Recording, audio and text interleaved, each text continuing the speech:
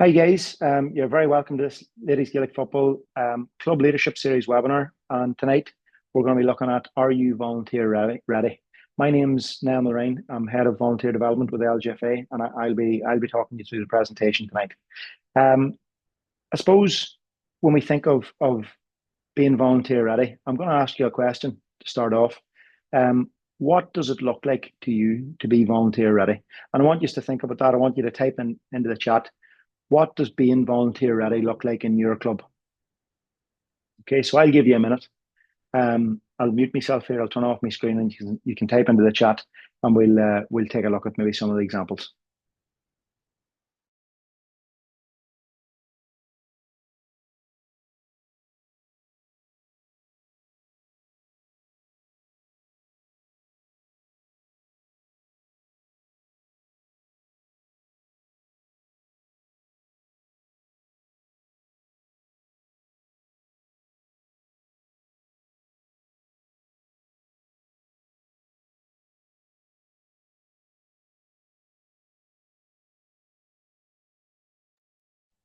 Okay, some good stuff there, guys. And while you're doing that, there's still a few to come in. We might just look at it from our point of view. I suppose what does what does being volunteer ready look like? And from our point of view, I suppose volunteers. We every club wants volunteers who, make a serious commitment to carry out whatever task they've agreed to do. They want volunteers to operate within the policies and objectives of their club. They want volunteers who operate within the boundaries of their role description as well. So to have a role description is probably an expectation on the volunteer side for the club. They want people who cooperate with other volunteers in the partnership and the spirit of partnership, which is the point of volunteering. But they also want people who maintain confidentiality, undertake any training that's required to do their role, and accept evaluation, supervision, and maybe feedback on what they're doing. And above all else, which is something we're really doing well within the LGFA, is we want people who are committed to the cause. From on the flip side of that, the expectations of the volunteer from a club's point of view is clubs who provide roles that are worthwhile and challenging, with the freedom to use their existing skills or to develop new ones. They want a positive and successful volunteer experience, and I suppose what we're going to talk about over the next wee while is about how we can make sure that happens right from the minute they first find out about being involved in the club. They want clear role descriptions, so clear descriptions of exactly what they should be doing and when they should be doing it. They want adequate training, supervision, and support. So it's a bit like the expectation of the volunteer to undertake that training. Volunteers want that training as well, and they want to know what to do. And they also want input into policy making and decision making processes, and recognition as valued team players. So I'm just going to go back to the chat. I'm going to look and see, does that line up with I suppose what you are saying there. And I suppose there's some common themes coming into the chat about from a volunteer, about someone that I suppose shows up and be willing and be eager to help. And I suppose that's a big thing from the club's point of view as well, about being open, being welcoming, being willing to receive new volunteers, and being willing to come take on new volunteers. And I suppose above all else, from our point of view, we would like all our clubs to be volunteer ready. Okay, so we would like all our clubs to be volunteer ready, to welcome new volunteers into our clubs, to utilise the new and existing volunteers we have, to ensure that there's both a positive experience for the club and for the volunteer, and to be ready to value anyone and everyone that gives their time freely to support, to develop, or to advance our clubs in any kind of way. So that's our presentation tonight will be divided into those three sections. So we're going to look at welcoming people into the club. We're going to look at utilising people and engaging people and making sure that people are doing the right jobs and have got the right supports. And then we're going to look at valuing people. So the first part of that is, looking at, are we ready to welcome people? So I've got another question for you. This isn't something you have to answer now, but it's something to think about. Is your club volunteer friendly? So is your club as welcoming and inclusive as it could possibly be? It's not one I need you to answer. It's not something I'd like you to put in the chat, and it's something you just think about and take back to your club. And it's a starting point when we think about being volunteer ready. Are we volunteer friendly? Are we a place where volunteers look and they say, yes, I'd like to be involved in that club. So that's one to ask yourself. Are you as welcoming, inclusive, and open as you could possibly be? And I suppose in the next couple of slides, we're going to look at what does this actually mean. Um, the first thing, I suppose, with being welcoming is, how accessible are our clubs? Okay. So I don't mean accessible in that we have maybe a ramp. I mean, how easy is it for people to access what we have on offer?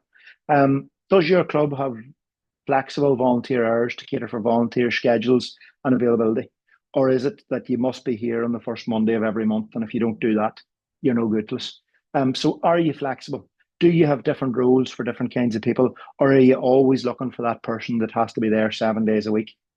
Um, are there multiple ways for volunteers to find out about the different opportunities in your club? So do you have a website? Do you advertise you're looking volunteers on there? Do you have more likely a social media page, a Facebook and Instagram, a Twitter? Do you ever advertise that we would love people to help us on those platforms? Do you have a mass bulletin, a community bulletin, a newsletter, any kind of emails that you send out, any kind of brochures you have around the club? So are there multiple ways that you're actually advertising you would like volunteers? Or is the case of if someone moves into the village, if someone moves into the town, we'll hope to turn up at the club someday. Um, are there a number of ways for people to contact your club? So do you have a club phone number?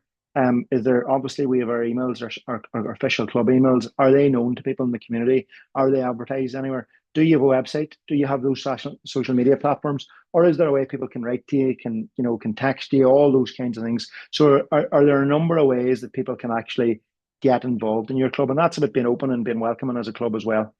Um, for logistically, is your club close to public transport, or more than likely with our rural clubs, is there parking available? Is your club in the middle of the countryside, or is it at the end of the village, or is it in the middle of the village, or the middle of the town, or is it hard to get to, and how easy is it to get to actually get to your club? Do you need people to have a car to be able to help out at your club? Um, do you have volunteer opportunities suitable for a wide range of people with different needs and different interests? So we're really lucky in the LGFA that we have obviously our playing and coaching side of our games. We also have the cultural and language aspect of our games, but we also have the administration roles that are in our clubs. And we also have communication roles in our clubs, and they've got a lot bigger now with, I suppose, the expansion of the role of the PRO to include digital media. So there's a whole host of different roles that can be taken in a club now, from photographing, senior games, to making the sandwiches after training, to operating a scoreboard, to parking cars, to cutting the grass, to lining the pitch, all these things. So do you have a host of volunteer opportunities, and do you ever think about what those opportunities are, and how do you get that out to people, that it's not just about coaching a team, you know?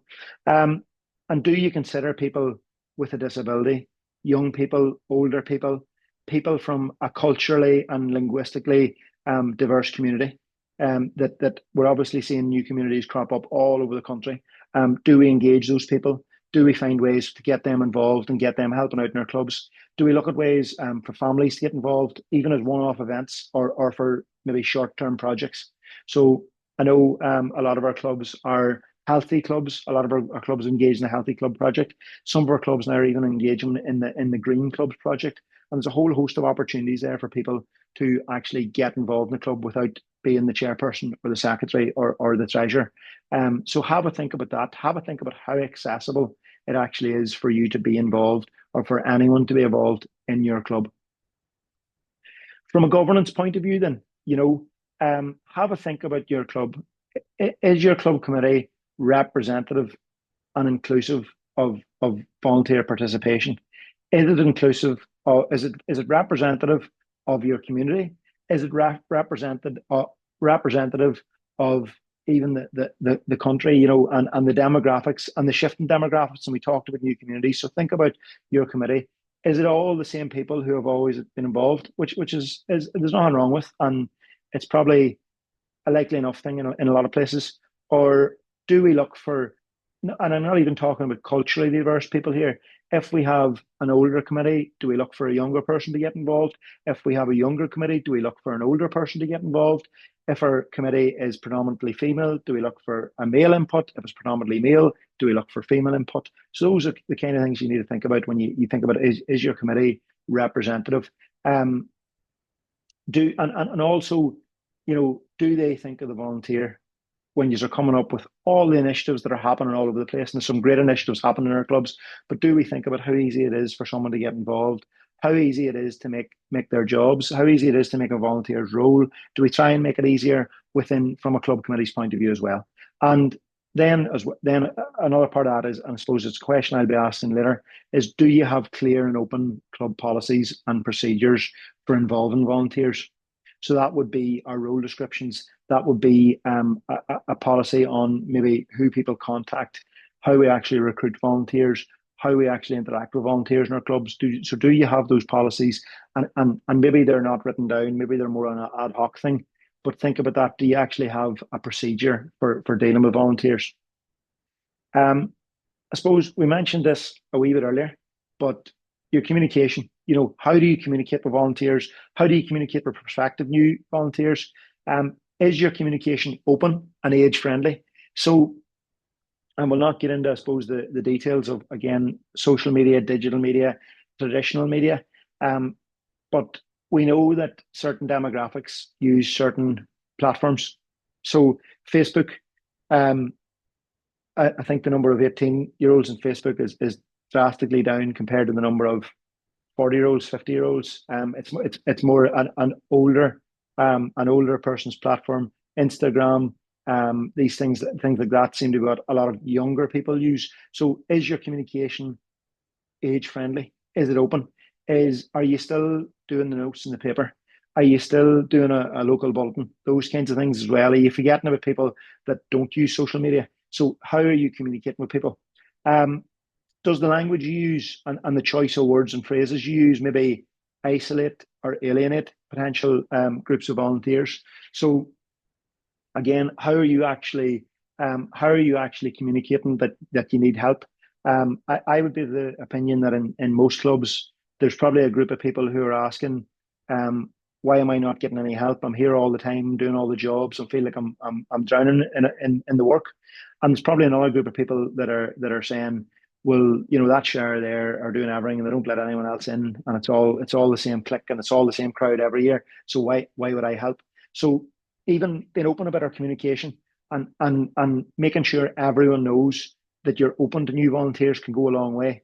And I suppose, does your club make sure that volunteers get information in a format that's suitable to their needs? So if you have someone who maybe has eyesight issues, do you put out your what we think of this time of year, or AGM or nomination forms? Do you put them in a larger print, or in a larger text size in an email, or do you use, again, if we have different communities, new communities in our local area, do we print things in a different language to make sure that people understand exactly what you're offering?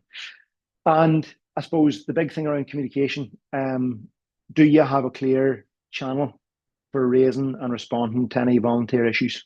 So if someone has an issue while they're volunteering at the club, do they know where to go to, and do they know, I suppose, how to go about it? Another thing to just be aware of is, again, the physical environment around your club.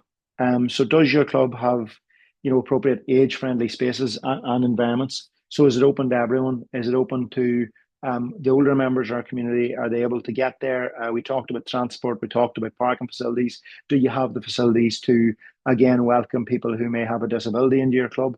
And do you provide equipment and facilities appropriate to people's volunteer roles? So if you ask someone to line your pitch, do you provide them for the equipment, or do you hand them a paintbrush and say, away you go? So how do you do that? I'm only joking about that one. But do you make sure all your coaches have the correct equipment in terms of balls and bibs and cones and things like that there as well? So those are things to think about before you even actually get anywhere near having a volunteer in your club. I suppose the next part of tonight's session is going to look at utilising And I don't like the word using, because we don't use people, we don't use volunteers. We engage with them, we utilize them, we give them roles. So are you ready to utilize? Are you ready to make sure people have a worthwhile time and are helping you out and making the club a more successful place? So again, in your own time, I would like you to have a think about, who is actually committed to any roles in your club in 2025. Have a think about it, write them down. Okay. How many are open? How many are left? We're now on the 6th of November. It's not long to the turn of the year. It's not long till we'll be in the madness of preparing teams for the start of the season, preparing for AGMs, preparing for new committees. So how many of those roles have you got committed at the moment, and how many have left open? And if you have more than left open than you have committed for next year, are you doing anything about that? And does your club have any policy or process or procedure in terms of recruitment and retaining volunteers? So again, it's not one you have to answer now, but it's one to think about. Do you have that in place? Do you have that? Do you have a policy? Do you have, even if it's ad hoc, it doesn't have to be written down. It could be something that you agreed about how you actually go about looking for people to come into your club. So we're going to look at that a wee bit now. And the first thing I suppose we'll look at is creating a recruitment strategy. The way I think about volunteering in a lot of our clubs is that it lies with the whole club. It's up to everyone to make the club a welcoming place, to identify new volunteers, to try and attract volunteers in the club. The unfortunate thing about that is sometimes when it's left to everyone, it's left to nobody, and there's nobody takes responsibility for it. So all members in a way should be involved, and they should be aware of the club's recruitment strategy. And like for me, the club's recruitment strategy should be, we are recruiting members. We're always recruiting members. We're always actively looking for new people to help out. Everyone working together to recruit new members will result in more success, rather than leaving it in the hands to a couple of committee members, which is probably what happens in a lot of our clubs. And those people probably have a lot to do as well. So think about potential volunteers as your consumers, almost like in a shop. They're your buyers. They're the people that are going to actually buy into your club. So there's lots of ways, motivated individuals can give their time and their talent to your club. I suppose you need to decide what your club offers that's special, what might draw people in. And that might include having a recruitment policy and our strategy. And the objective of recruitment strategy is to examine and plan every aspect of volunteer recruitment in your club. So your volunteer strategy, your recruitment strategy might be that you're going after parents of players. That's the real low-hanging fruit, isn't it? That's the people that are coming to the club. They're leaving their child there to come and play ladies football. So why would we not target those people? Your next thing might be, we're going to target people who maybe work in the local area, people who live in the local area, people who were former players, and that's planning, and that's having a strategy. Again, how you go about that, it might be that you're sending out a letter, that you're knocking on doors, that you're sending text messages, you're sending emails, all those kinds of things. And then I suppose advertising yourself in the best possible way. So in terms of recruitment, do you target your recruitment to specific volunteer audiences as well as more general audiences? So that's what I'm talking about. We're always actively recruiting volunteers, but do we ever actually think of, well, we're going to go after the mummies and daddies and the parents this time? We're going to go after people who are former players. Think about that. Do you provide clear role descriptions for your volunteer roles or any opportunities you're recruiting for? That is so important. All Gaelic games, but especially the LGFA, have done a lot of work in creating volunteer roles for all our officers. All our coaching roles have role descriptions as well, and they should be used, and they should be advertised, and they should be open for people to look at, that they know exactly what the role should entail. Are you strategic with your advertising? So do you advertise it in as I say, the local bulletin, on your website, on your Facebook, on your Twitter, on your Instagram, that we are looking for volunteers? Probably the only volunteer recruitment, and as I say, volunteer recruitment that I see going on social media is recruiting for senior coaches. That's really the only volunteer recruitment I ever see. I have to give it to Mayo LGFA the start of this year. They done a really brilliant. It was like an AI created recruitment campaign for volunteer roles on the county board, and I thought it was really excellent. So, are you strategic about how you've actually advertised? You want people to help out, and then above all, do you promote the benefits of volunteering in your club? I think I've mentioned this on a number of different workshops we've done before, but there was a study done called Hidden Gems a number of years ago. It was done by Sport England, and they found that the benefits to a volunteer and to the people they support, in terms of well-being, time and energy, is worth about 18,000 pounds sterling, which is, or sorry, 15,000 pounds sterling, which is about 17 or 18,000 euro, to your club, to the people you support, to the young people you support, especially. So, do you ever advertise that? I know there's possibly a bit of work going on at the minute around the benefits of Gaelic games on a community level, and there's been work done and there's been study and research done on the benefits of the Healthy Club project and the Healthy Club initiative for Gaelic games for the wider community. So, it's really one we should be shouting from the rooftops about. We are different to other sports. We're community led. We're community focused. We're all about where you're from. We're all about the community. We're all about helping each other and supporting each other. And we're so much more than our games. So do we ever actually get that message across when we're looking for people to help us out?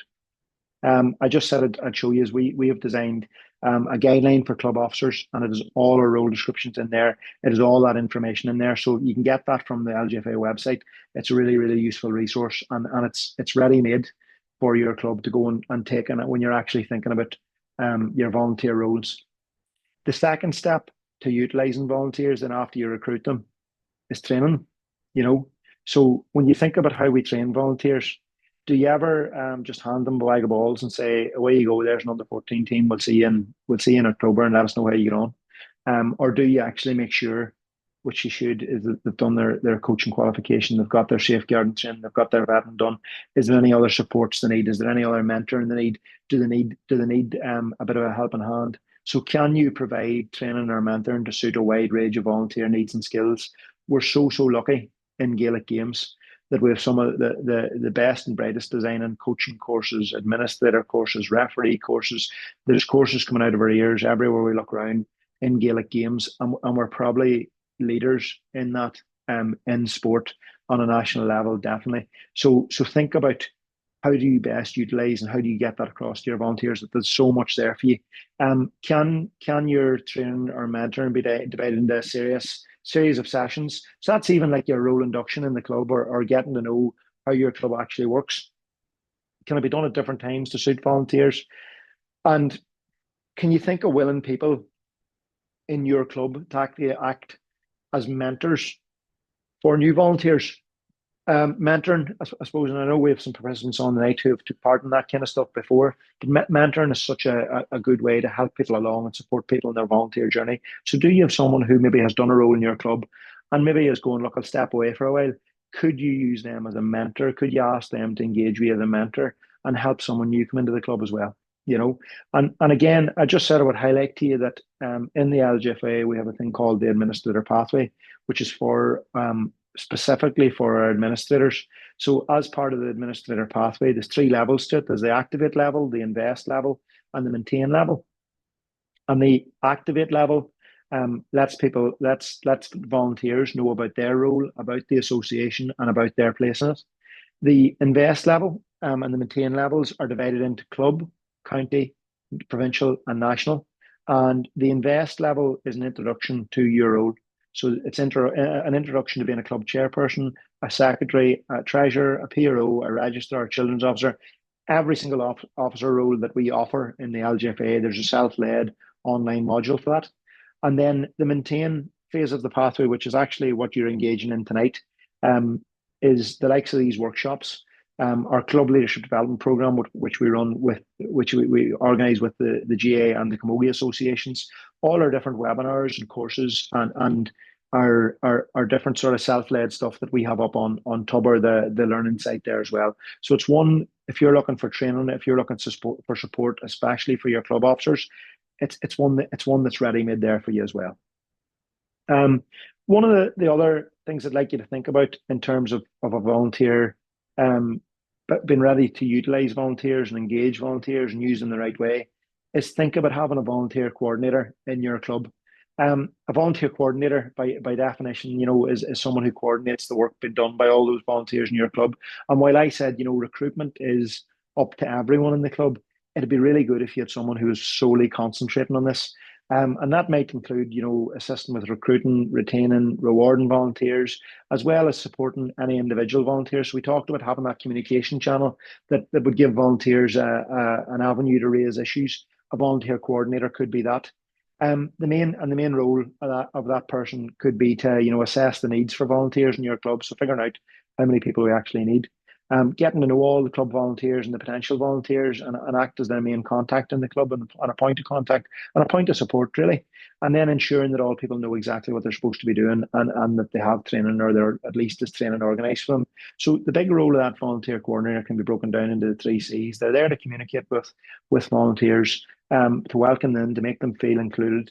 They're there to coordinate volunteer activities within the club, and they're there to connect the volunteer to the club. So it's one to really think about if you're thinking about how do we actually make sure that volunteers have a good and successful experience and a positive experience. And I suppose the last part of that then is, asking yourself, are you ready as a club to value the people you have? So we suppose we use the three C's to talk about the volunteer coordinator. We use the three R's more talking about valuing people. And the three R's are rewarding, recognizing, and retaining. So it's recognition, reward, and retention. Do you offer opportunities for volunteers to stay in touch with your club or with other volunteers? Does your club provide social opportunities, certificates, or training qualifications for your volunteers? Are volunteers ever involved in any kind of evaluation of maybe volunteer opportunities, or how the years went from the point of view of the committee, from the point of view of coaches, from the point of view of your officials? How is this taken into account? How are volunteers' opinions and thoughts taken into account by your club?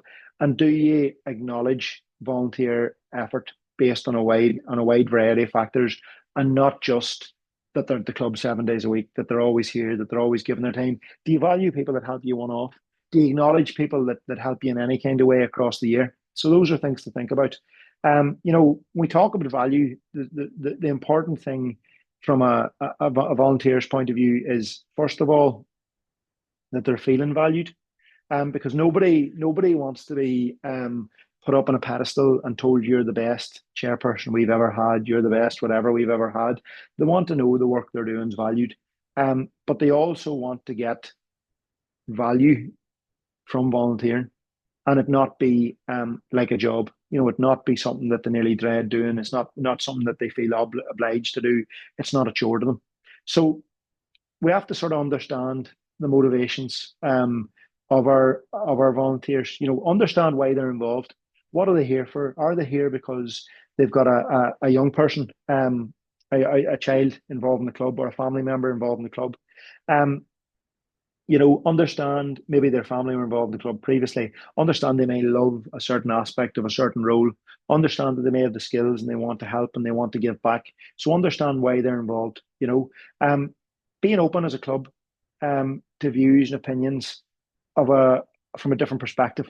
Sometimes we can be very wary of someone who comes in and is a bit of a disruptor. Is someone who maybe has a different opinion to the way things have been done for years and years and years, and that's not always a bad thing. And from a club point of view, volunteers want clubs who understand that it's okay to be open to different views, to challenge different views, and to be open to progression by having different opinions. And again, do you ever create opportunities for feedback for your clubs? And I just see something come into the chat from Ellen. That's brilliant. That you have a survey at the end of each year to see how everyone got on, get any feedback on any issues, and what can be made better from New Year. So again, exactly what we're talking about there. You can see in our tips there, we'd ask you to maybe meet with volunteers around the ethos of your club, because not only understand why they're involved, but understand what your club's about as well. And then maybe ask and use that form to find out their interests and goals. And as you said there, Alan, how they get on this year, what they would like to see done differently, and what could help them make a better club for next year. So another, I suppose, way we can reward our volunteers is through personal development. So as I said, not everyone does it for the pat on the back, and not everyone does it to be put up on a platform and told how great they are. Nobody does it for that. But that doesn't mean there can't be personal development. from people volunteering within your club. So personal development might be feeling part of a community. Personal development might be, having a healthy and active lifestyle. Personal development might be the development people get from giving back and socializing with people. It may be from someone passing on their skills, as by coaching a youth team. It may be someone who is involved in the administrative work in the club. It may be someone who's an official for the club, and they're all giving back and they're getting development through that. And as I say, social skills as well. They're working with a variety of people. You're dealing with a variety of people, and you're getting on with a variety of people. So the question I would probably ask is your club creating an environment where these things can occur so people can get that personal development?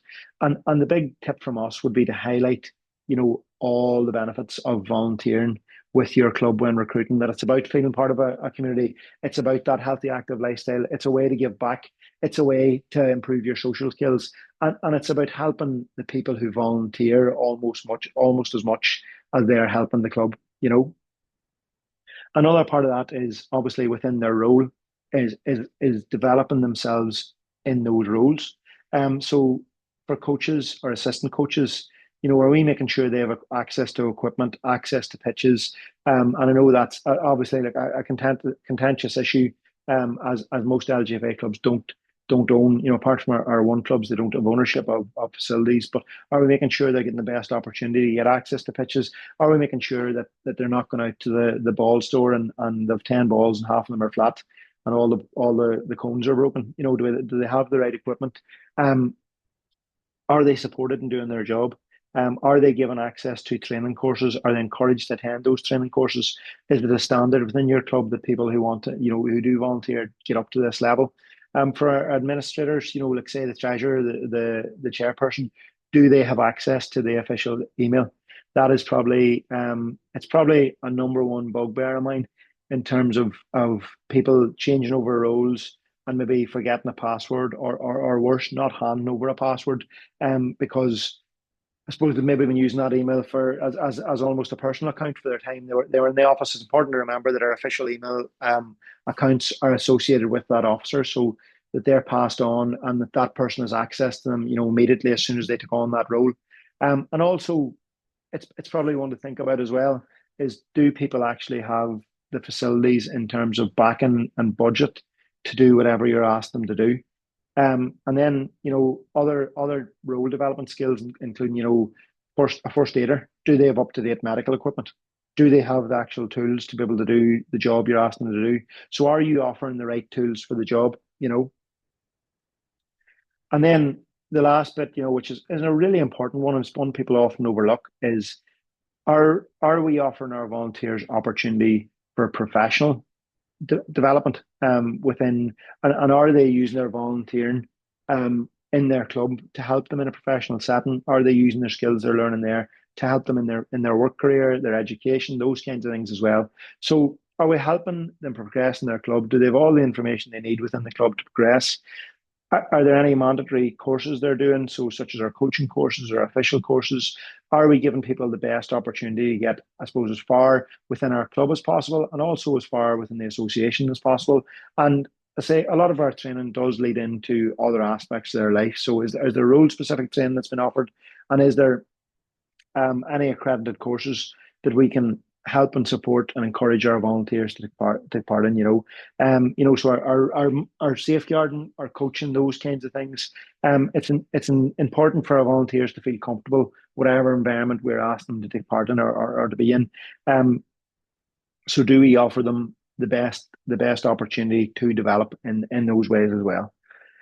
In terms of recognizing people, then, nobody wants, I say, to be put on in the front of the local paper about how great a volunteer they are, but people do like a simple thank you.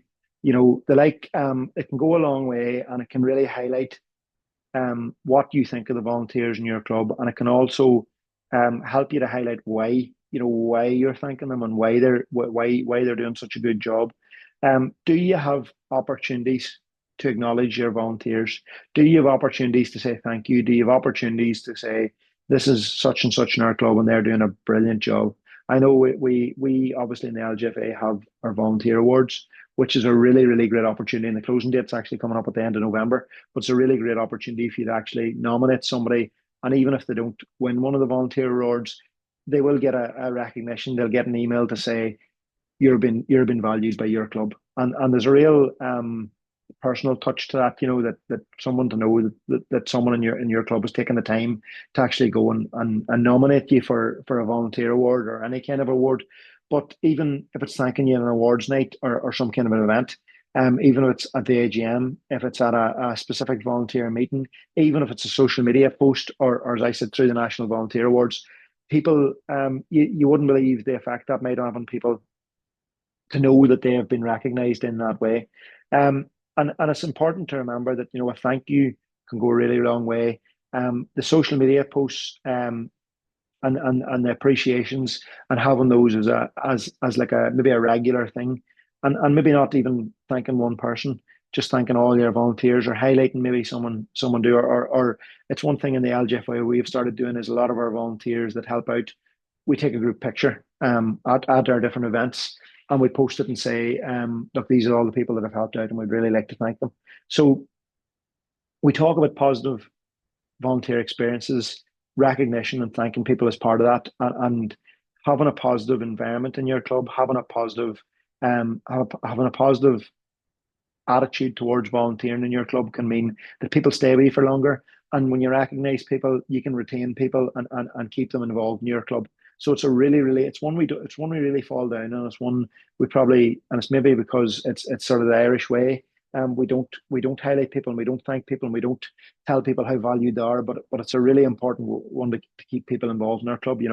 So finally, I suppose, guys, I would like you to ask yourself: are you ready to value, to welcome, and to utilize and engage and keep and involve volunteers in your club? I suppose in terms of our own point of view, we have a fantastic resource.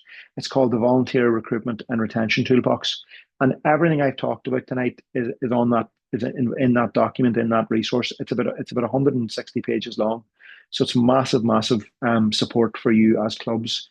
I would advise you to take a look at that. It's on our website, and if you Google LGFA Volunteer Recruitment Retention Toolbox, you'll be able to get it. Or if you go on our website and search for it, you'll be able to get for it. And I think there's actually a section on it as well on the website.